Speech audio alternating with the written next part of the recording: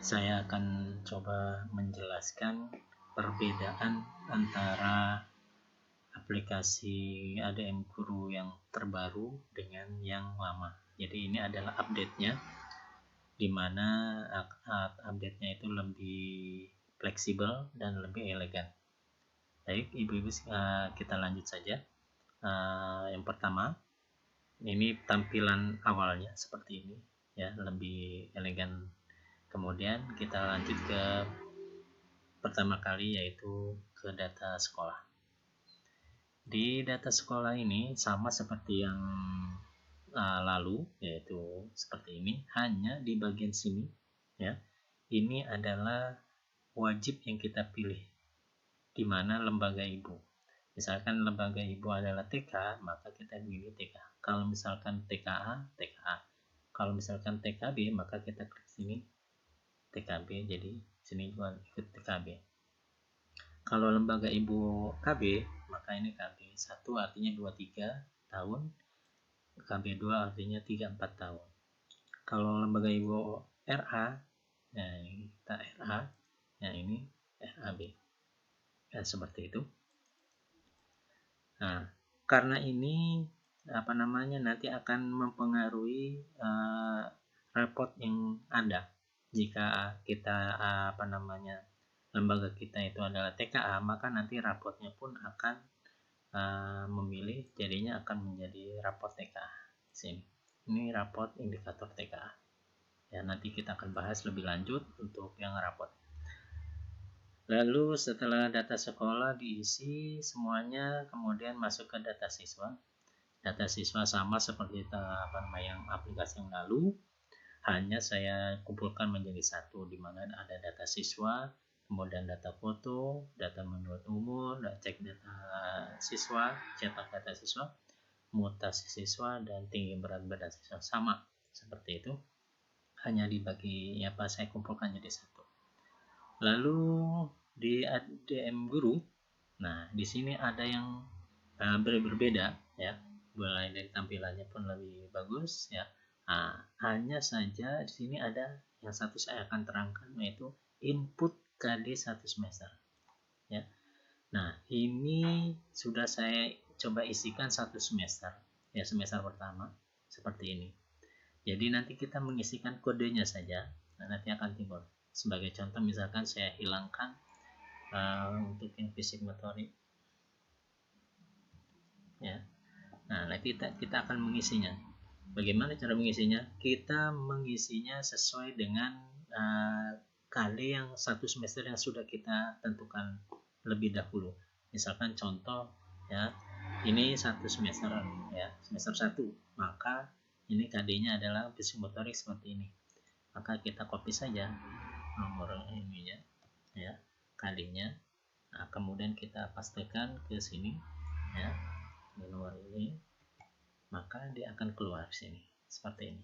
Nah, KD inilah yang akan muncul nanti di dalam narasi, sehingga nanti akan terlihat sejauh mana anak itu sudah melampaui KD itu sesuai dengan perolehan penilaian perkembangan siswanya masing-masing. Baik, kita lanjut, ya, ibu-ibu. Setelah itu adalah penilaian siswa. Nah, di penilaian siswa ini sama seperti yang tahun lalu, hanya ada penambahan di foto perkembangan siswa, sama seperti ini. Kemudian ada juga deskripsi perkembangan khusus. Nah, ini diisi, di mana di sini diisi catatan yang bisa diambil dari catatan anekdot ataupun catatan observasi ketika anak-anak sedang belajar mengajar situ, ya. Jadi mungkin ibu bisa menilai kekurangan ataupun kelebihan anak, bisa dicatat di sini. Lanjut, kemudian setelah penilaian siswa, di sini ada rekap, ini sama, ya. Kemudian rekap bulanan sama, kemudian rekap semester pun sama, ya. Nah, kita beralih ke rapot. Nah, rapotnya ini kalau kita memilih tadi adalah milih TKA, maka di rapotnya pun adalah kita harus memilih di sini rapot TK.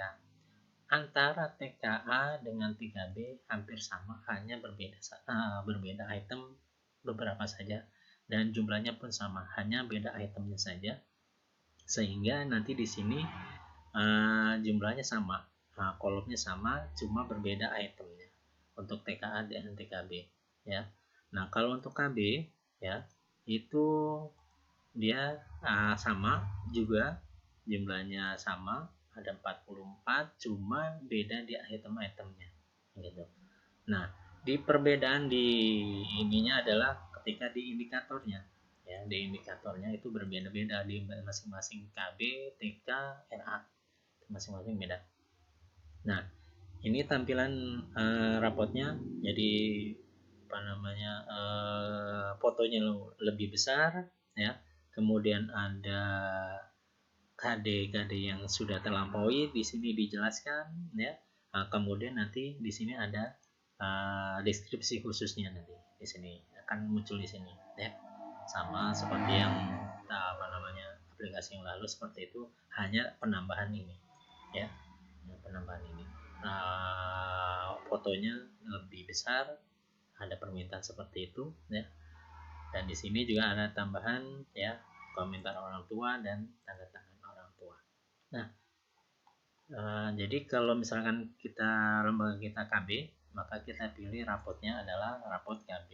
Kalau kita lembaganya TK, maka kita pilih TK. Kalau lembaga kita RA, maka kita klik RA di sini. Nah, kalau di sininya jangan bingung, karena ini adalah untuk indikator TK. Di sini tidak ada. Nah, maka kita harus memilihnya dulu di sini RA. Nah, kita pilih misalkan RA di sini. Ya, RA. Maka kita lihat di rapot RA-nya itu ya. Nah, sini sudah ada. Nah, RA itu indikatornya lebih banyak ya.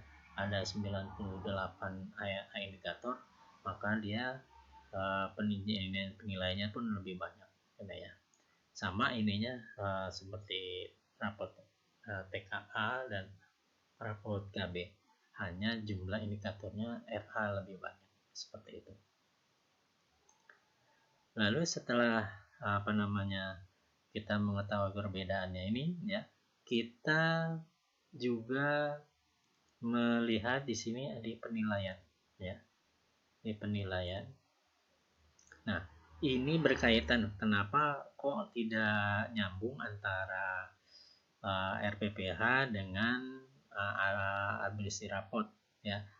Sebenarnya nyambung, karena ini formatnya ini adalah sama dengan format penilaian di RPPH, RPPH USBO ataupun RPPH tahu terdiri ya, sama seperti itu. Nah, itu barangkali yang saya bisa sampaikan, perbedaan dan kelebihan dari update yang terbaru. Kalau ada yang ingin ditanyakan, silakan ditanyakan ya. Dari saya, assalamualaikum warahmatullahi wabarakatuh.